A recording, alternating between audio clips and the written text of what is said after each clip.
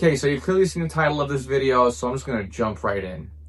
What you don't want to do when you're trying to find a good barber is, first of all, call and say, hey, who's the best at fades in your barbershop? You're gonna get the most generic answer. You're gonna get probably not truly who does the best. That's what tends to happen when people call.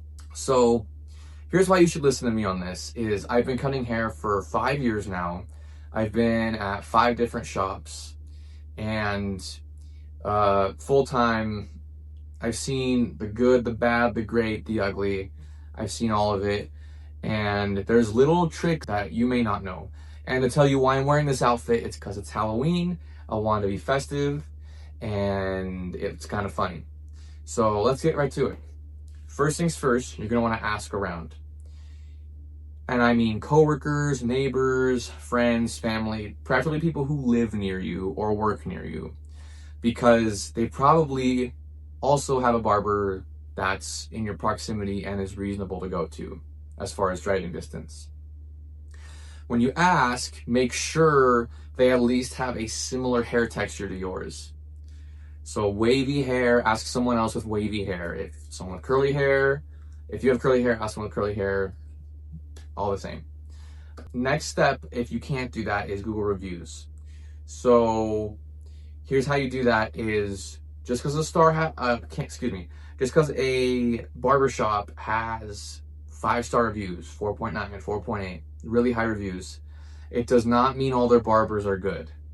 Matter of fact, every shop I've worked at that's had that high reviews, always at least a couple barbers that are not great. So don't feel secure and be like, oh, I'll book with anyone just because the shop itself has great reviews. A way to alleviate that is to go in the reviews, read 20 or 30 of them, and look for a name that is frequently mentioned. By the way, if you like this content, be sure to leave a like, make sure you subscribe. It goes a long way for the algorithm. Love you guys. Thank you. So if you don't trust that strategy, or if you can't do that for some reason in your area, the Google reviews, here's the third step. And this is going to be in 2 parts. You're going to need to make some due diligence here. You're going to put some boots on the ground. You're going to have to dedicate some time to this. An afternoon. So what you want to do is, if this shop that you're going to go to, just pick a shop. Don't go to anything like Fantastic Sam's, Sport Clips, Great Clips. From what I've heard from other people, you can get good haircuts there, but it's like 50-50. And when you find someone that's there, you are going to only get your haircut from them like for 2 months because everyone leaves. It's very high turnover. Whatever one you go to, if it's a walk-in based, go in on a day where it's busy, such as Friday or Saturday.